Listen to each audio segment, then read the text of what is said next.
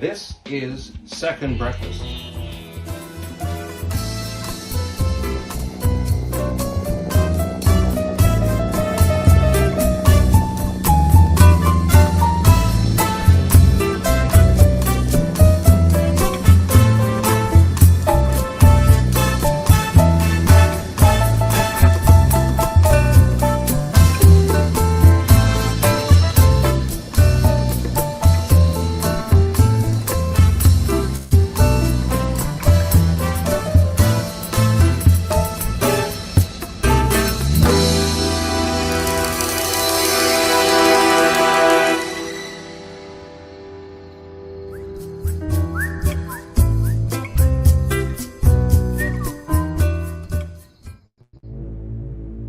Welcome to Second Breakfast, a stream of consciousness that fills the gap, or part of the gap, between the nap and Blazing Cat for Fridays. Sorry, I'm trying to set up here.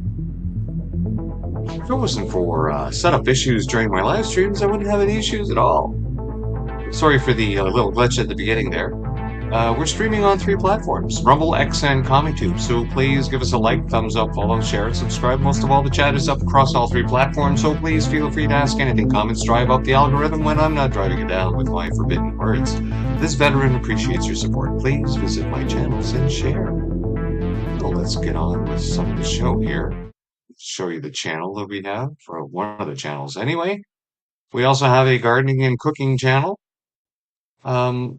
I hope you're already having a wonderful morning and that you're ready to face the day with hope and love of your fellow man. And before we get into what we will be covering today, I always like to start my day with thanking my higher power. Some people call it God, some people have other names for it. But that's the best way to really start your day. Give thanks. Give thanks. What I do is I give thanks for my life and for my health and for my wealth. And then I pray for others. I pray for others that I love and those that I don't. I ask for forgiveness. I ask for help. And when I ask for help, I don't ask for help for physical things or for things to happen to me. I ask for help to get through the day. I ask for help to be kinder to others. I ask for help to think of others before I ask for myself. And that really sets me up for the day. And I hope it helps to set you up for the day as well. Before we get into covering, of course, what is continuing to happen in Canada that affects all our lives. I cover some of this during the no answer period, the nap, if you'd like to cover it, 45 minutes before the question period. But of course, the question period doesn't happen every day, and Parliament doesn't sit most days in Canada. It only sits for a fraction of the days in Canada. I also have another show, the Blazing Cat for Fridays, every morning at 9 a.m., which of course is at the same time as this show. So if this becomes regular, Fridays, there will be no second breakfast, only Blazing Cat for Fridays. So, and of course, once the summer hits, the gardening channel will be up again, covering the growth of the channel every single day. We had over 120 episodes of that last year, uh, perforated with some episodes of canning a few goods and also with some recipes. So hopefully this summer we'll bring some new recipes and some new canning recipes as well. We didn't get as many of those done. It was mostly the jam, a couple of pickles. One of the pickle recipes that didn't work out that well again. But this summer, let's hopefully let's do some more interesting things with the canning that we did a couple of years before. It just turns out that when you're doing a channel at the same time, that kind of eats up a bit of time. Most of the time is actually eaten up by the crappy equipment that I'm using because it doesn't work as fast as it could. And this is where my supporters come in. So please like, share, subscribe, and let's help build this channel. And if it actually ends up being monetized to the point where I actually can start getting some better equipment, then you, my viewers, will start getting some 4K instead of the HD that I'm limited with. All right, well, let's get into some of these stories that we have been covering and some of the things that we've been tagging that, of course, the mainstream media will not cover.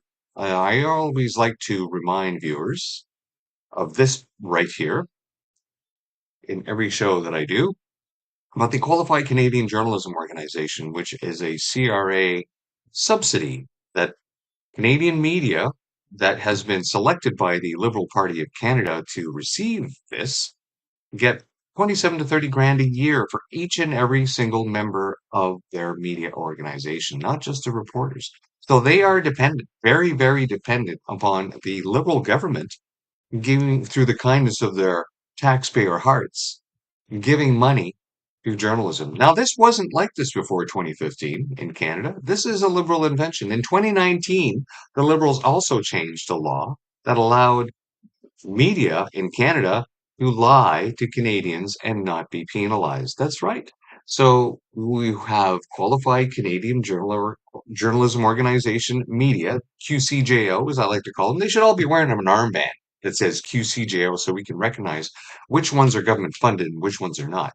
So you have QCJO Media that continually just regurgitates liberal propaganda, whether it's truthful or not, and they will never be penalized. And that's 95% of the media that Canadians are consuming.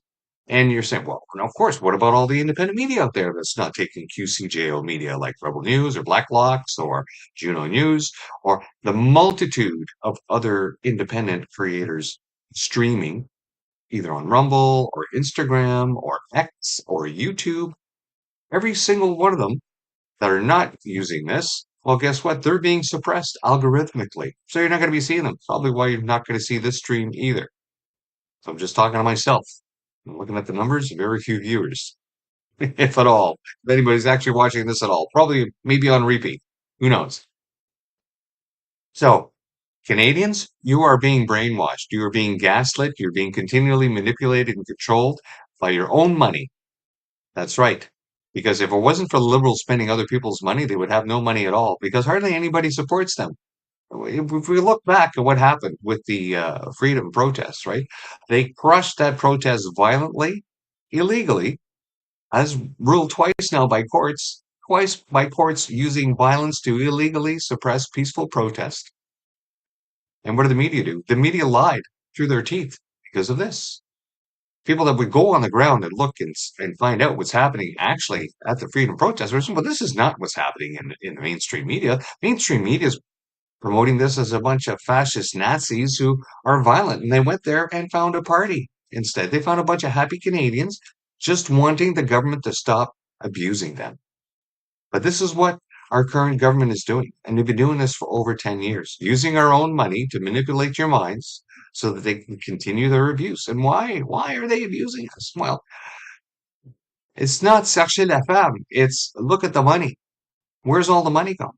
We've added over $1 trillion of debt to our treasury since the Liberals got into power in 2015 with nothing to show for it, costing us $10 million per hour. Per hour. in interest debt charges. And the GST that was designed back in 93 to, well, not designed, it was designed before that, but it came into law in 93, was designed to pay down the debt and get rid of the deficit. Or at least, keep the interest payments at bay. But no, over time, it's just turned into yet another tax that goes into this big coffer. And now they've completely forgotten what it was for. Now they're using it as a rebate, as a band-aid to the horrible, horrible economic policies that have resulted in the massive inflation that you see. When I went to high school, I remember one of the first lessons I was taught in history is what happened post World War One in Germany when the banks just trying to repay their post World War One debt after losing the war started printing money like it was going out of style. And there were cartoons that we were shown from that era in high school of how people were going with wagon loads of bills to pay for stuff because the money was worth next to nothing because they wouldn't stop printing money. Well, guess what the liberals did as soon as they came in? They started printing money. Ah, but by then, right? I think the schools have stopped teaching the fact that when you print money with nothing to back it up, it increases inflation. And during that time, of course, the financial geniuses running the planet into the ground decided to call that kind of fuckery. I'm going to call it fuckery. They started calling it quantum easing. Oh yeah, we're gonna ease quantumly into what? What? You're just making up words. It's the same way as the Prime Minister says rupture, right? Or catalyze. Yeah, just the hijacking of the English language by our government to make up excuses for their failure is just horrible. And when that doesn't work, well, what do? They just demonize the opposition.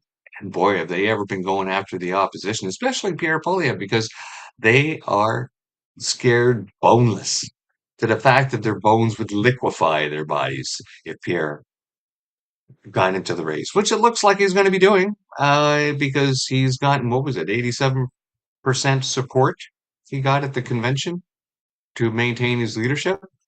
So it looks like the Conservative Party is continuing its march forward. They're having no issues whatsoever when it comes to funding, unlike the Liberals, which goes back to that aspect of the freedom protest, right? People were done with the National Socialist mandates. Yeah, National Socialism is basically what it is because they were coercing people into an injection or you can't participate in society. That was the basis of it, and they were pulling out all the stops. So people who'd had enough said, yeah, let's fund the freedom protest. They raised $10 million like that. No problem whatsoever. So, well, the liberals couldn't have that, so they decided to confiscate all the money illegally. Right? They coerced the people that were allowing the money to be raised on their platform to seize the money. Oh, you can't have these freedom protesters who are, protesting against our medical fascism. We can't have that. So let's freeze their money. So, all right. So they went to a separate platform, and within 2 days, they raised $10 million again. And that scared the liberals shitless because the liberals couldn't even raise $10 million in a year, let alone 2 days. And here was a political movement not only outfunding them, but outshining them in every aspect and showing the liberals to be the fascist dictators that they are. Can't have that. So, of course, the liberals doubled down. They doubled down on their fascism and decided to illegally invoke the Emergencies Act, making up their own arguments, of which we knew, of which we found out some of the traffic through access of information, right, on emails and chats, all of which would never happen today now if you went to look for that information, because guess what? Our Prime Minister has signed an order in council to delete all emails after 30 days and all chats after 15 days to hide their further fuckery from Canadians, from the taxpayers. This is how these people work. This is how criminals work. They work in darkness, complete darkness. Now that we've touched a bit on what happened 4 years ago, the COVIDity stupidity, let's bring up this story here by Lee Humphrey. It's a good reminder. And I remember this because I was still serving at the time. At least a dozen military athletes representing the CAF, the Canadian Armed Forces, at the Wuhan Military Games. And this was back in 2019. Returned to Canada extremely ill with fevers and severe flu-like symptoms.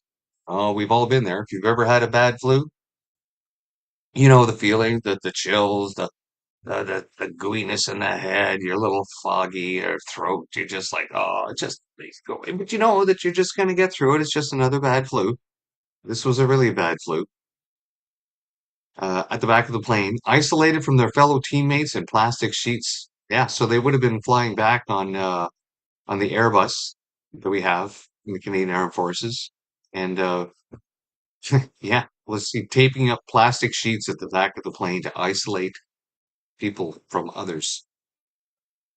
Well, I could tell you some stories about some of the isolation equipment we ended up purchasing and putting in our Hercules, but that's another story. They all eventually recovered, and despite the obvious connection with the COVID outbreak by timing and location, their complaints were ignored. Mm. This was widely known in the military and veterans community, but the government, the CAF leadership, and the media covered it up entirely, and they continue to cover it up today. This is likely another of many class action lawsuits that will cost taxpayers millions. We hope, we can only hope. And of course, she's quoting a study here from Sam Cooper. Sam Cooper, by the way, is an author and a journalist. And if you have not read or followed any of his stuff, you should probably do so because he is the leading authority on the Chinese infiltration of the liberal government. Not only the liberal government, in fact, past conservative governments have also had Chinese communist infiltration, but it's never been so bad as it is right now in Canada. As you can see, I mean, come on. You have a prime minister cozying up with communists. And why is he doing this? Because he got a Chinese communist bank to give his Brookfield company $250 million loan. So he's beholden to them. He's beholden to these Chinese communist masters. Why do you think he's been doing this rapprochement for strategic? Why? Why is he doing this? Hmm. You wonder why. So here's Sam Cooper. Exclusive Ceases told us we were infected with Wuhan Games. Soldier says Ottawa kept it quiet. So he's got a nice little story here. Here's a post by Andy Lee right below. Why did the Public Health Agency sign its first ever contract with cell phone-based pandemic monitoring agency Blue Dot in November 2019, a full month before the pandemic was detected in China? There's so many things wrong that have happened surrounding the COVID stupidity. So many unethical things as well. Very curious purchases, pre-positioning of investments and equipment. It's all of this was planned. That's why a lot of people called it the plandemic. And then afterwards, when it turned out that not only was it planned, but the massive amounts of medical treatments that they want to inject into everyone never prevented infection and didn't prevent transmission. So the entire thing was a fraud to get this into people's bodies. And now there's plenty and plenty of reports that show the damage that these injections have done and are doing. And there are plenty of people walking around injured. Maybe we'll get to one of them here today on the show.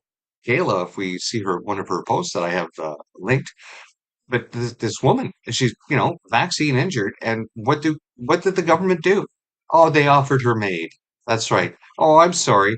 Your your injury is going to cost us too much to support you now. So how about we just kill you instead? That'll be much more beneficial to my bottom line as a liberal politician, is basically the answer she's getting. Because that's Canada's death care now. They refuse to recognize COVID-19 vaccine injuries. In fact, the Canadian Armed Forces and Veterans Affairs both refused to recognize COVID-19 vaccine injuries when the government coerced Canadian Armed Forces members to take it to keep their jobs or become second class citizens like I became as a serving veteran for refusing the injection. So then they abandoned duty of care to them. And the ones that couldn't work anymore because they're too injured, they just released them and said, sorry, no help for you, bye bye. VA wouldn't recognize the injury either, so no help from the VA, bye bye. Oh, you have to go and go to the vaccine injury support program. Oh, guess what? You had to file for that within 2 years of the injury, or else you don't get any help. Bye bye. Well, we know that the vaccine injury support program was a massive failure because the minister had to take it over after it was exposed that the people that got the money were just wasting it on parties and not taking care of the vaccine injured. But we haven't heard anything since then. So if you're vaccine injured and the government's looking after you, that's not happening. You know why? Because they're saying, bye bye, we don't care about you anymore. That was a thing then. Why can't you just get over it? That was an old history thing. Why are you still complaining about that? Why are you still going on about that? Oh, you're just an anti-vaccine. Blah, blah, blah. Yeah, it never stops with these guys. Let's go back to our list and move on to the next story. Right. Let's go into some green scam fuckery. Now, you remember, here we are in Canada, led by a prime minister who has this entire GFANS, was it Glasgow Financial? I forget what the rest stands for, but basically it's a climate scam situation, right? Where they get people to invest in these funds that in turn fund green technology and promise massive returns of like 20% in money, these catalytic funds, right? I think that's what Prime Minister Mark Carney wants to take all of Canada's pensions and dump it into that, into his futures, so that he and his friends can get rich. And once they've gotten all the money out of that fund over about 3 or 4 years or so, and the fund's gone, well, then all the investors will have lost their money, right? Because these politicians are unaccountable, and neither are all these green scammers, because you continually keep bringing things up. Like, you want people to have solar panels on their house. Well, that's all fine, but what's the life expectancy on that solar panel? We know that year over year it degrades in the amount of power that it puts out because, well, the surface of it gets pitted and degraded and just can't absorb as much light. And then, of course, overall, the components do break down because they corrode and decay. And then you have this toxic panel on your roof. And as part of the purchase price, well, guess what? The disposability of it was not worked in or factored into it. So now the community is now dealing with having to get rid of this toxic waste. Where does it go? Nobody thinks about all these things. And it's even worse with the massive giant windmills that they have. That's scam right there. These things don't work when the wind doesn't blow, and then when they do work, they never meet their 20-year life expectancy. And the blades themselves are made of massive amounts of, well, toxic materials. That's why you're seeing them all laid out in the desert in the United States in certain areas of storage because they can't really put them anywhere. They can't put them in the ground. They're toxic. And this is green technology they're talking about. Oh, green renewable. No, no, no. We had green renewable technology already. When people burn wood, guess what? All that stuff that is released goes back into the environment, gets absorbed back, and then it grows again, right? Wood is actually a real renewable resource that you could actually burn and keep yourself warm. But what does Quebec do? They ban it. They ban wood burning. I've had wood stoves in the past. I've had crappy ones and I've had really efficient ones. And the super efficient ones, they burn so clean. That's wonderful. You can just throw a nice wet log in there and it would burn as well because it kept recirculating the heated gases inside it. The technology's there. It's very efficient. But no, no, can't have green technology. Coal, guess what? Coal is renewable. Takes a lot of years. But in fact, it is. We have a lot of renewable energy. Now it's fine. Okay. So we know that a lot of the stuff that we do use for energy does create some pollution.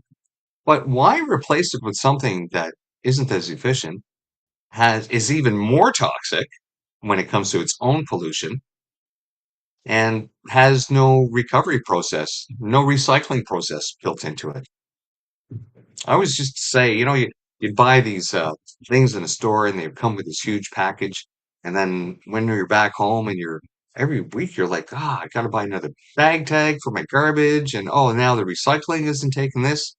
Well, a good option would be, how about just depackage it right at the store and leave them with the package? After all, did they not factor that into the price? No, they did not, right?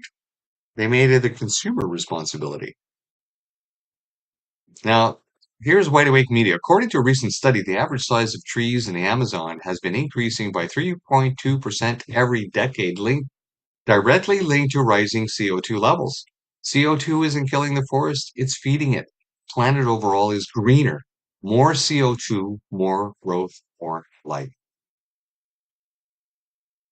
It's it's what we've known all along that CO2 increases plant growth. That's why greenhouses pump it into their greenhouses to increase the production of their crops. You know, you go out during the day, the sun is out, you're warm. The sun goes down at night, it gets colder. That's climate tilting of the axis on the planet.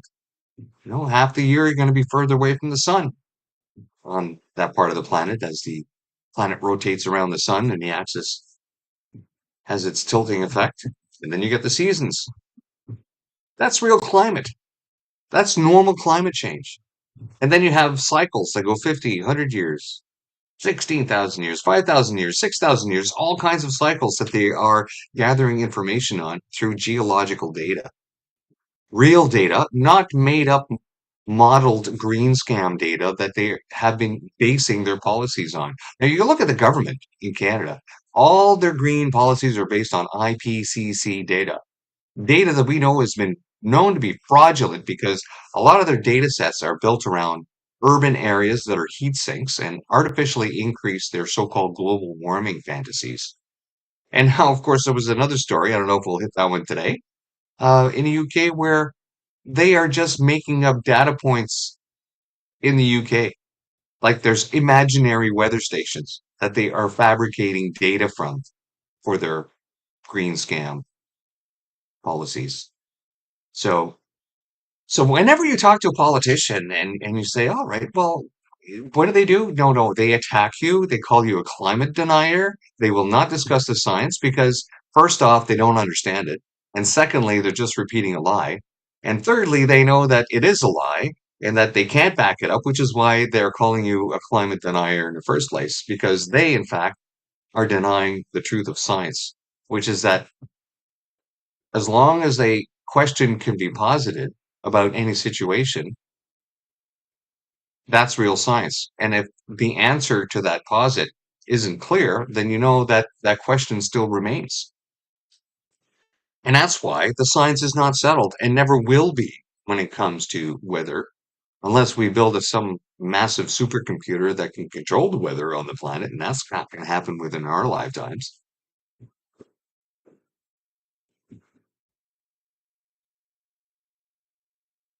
But it never stops. It never stops with these liberals.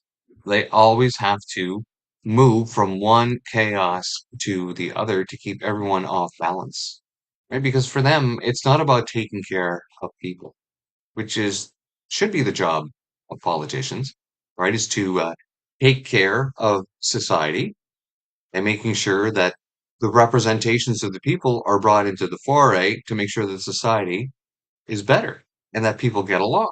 But no, if you look at the last 10 years of the Liberals, this has not been their plan. Their plan has been to completely change Canada to enrich themselves and their friends. There is no other way to look at it. A lot of people, in response to this, they will simply start quoting whatever it is the Liberals have brainwashed them into thinking, which is usually based on fear. Notice I haven't said the T word yet today. Why are we sending even a single penny to a government that has Canadian blood on its hands? Very good. Well, the Trudeau Carney Liberals have sent $375 million to Taliban since Canadian troops left Afghanistan in 2021. That's interesting, isn't it? Now, I knew when I was there on tour, 2010 to 2011, that what we were doing was not going to change the situation in Afghanistan. We were sold this bunk every day. Oh, we're doing it for the children in the schools. Now girls can go to school. The Canadian government kept saying this over and over again. And it was a conservative government back then. It's, the reality is that those of us that did go to Afghanistan went there to ply our trade, went there for the extra money that we are going to make, and we also went there to fight for the person next to us, to support our own troops. So when I went, I had no illusions that what we were doing was going to somehow transform Afghanistan into a civilized nation that respects human rights. Are you kidding me? Anybody who understands and knows history, especially the history of Islam, would understand that that was never going to happen in Afghanistan. Not in one generation, not in two, not in three, maybe in four. You know, the only way that Afghanistan has ever been transformed, I think, is when Genghis Khan went through and he killed everyone except the dogs. Every single person. Then at night, all you heard was dogs howling. And then he salted the land. So it's a very, very unfriendly area. It's not compatible with Western civilization. For some reason, the Liberal government decided to spend $375 million. Now, of course, divide this by 10, right? And that'll be how many hours worth of interest that was actually costing us. Because again, when we look at these figures of tens of millions of dollars, again, most Canadians don't realize we are spending $10 million per hour on interest debt charges on the massive debt that the Liberals have accumulated for fuckery like this, sending $375 million to terrorists. Why would they do that? Well, it's because Liberals don't like Canada. They use Canada as a piggy bank for their own virtue signaling every single day. Now, digital ID in Canada is coming, whether you want it or not, as long as the Liberals are in charge, that is. Digital identification is a convenience that will never be mandatory in Canada, says Canada's federal cabinet. Sorry, that is exactly the same thing politicians across Canada said about COVID vaccine in 2021 before making that vaccine mandatory.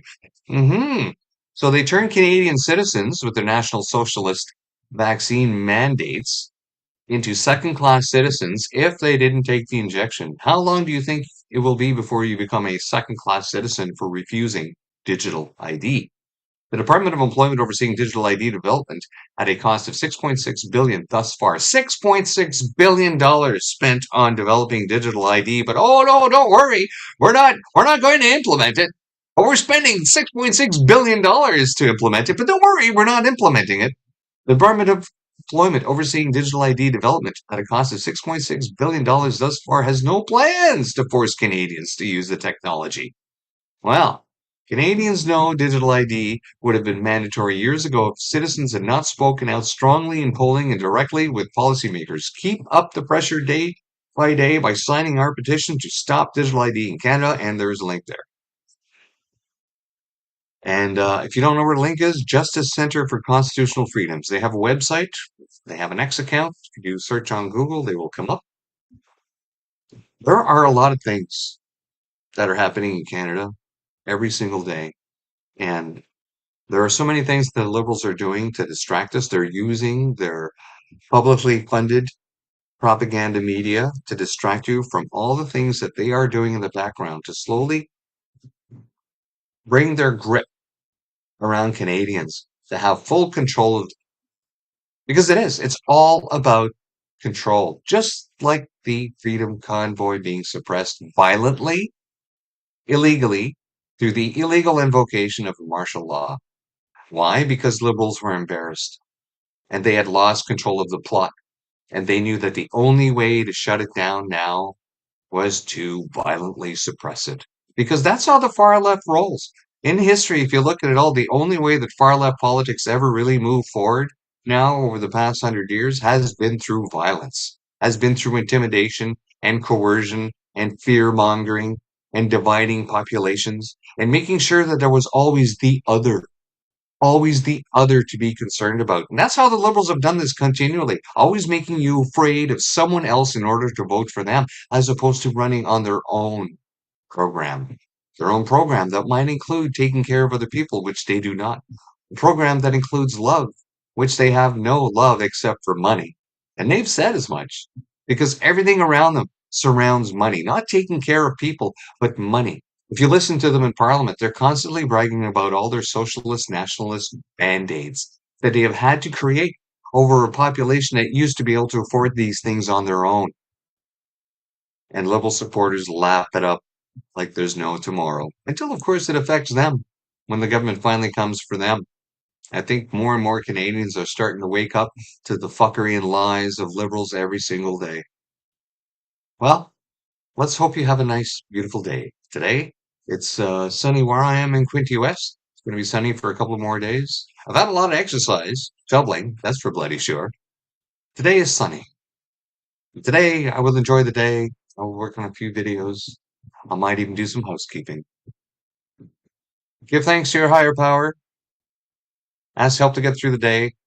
Everything will work out in the end as long as we listen to other people, care for them, pray for them, and ask forgiveness for those who do wrong to us.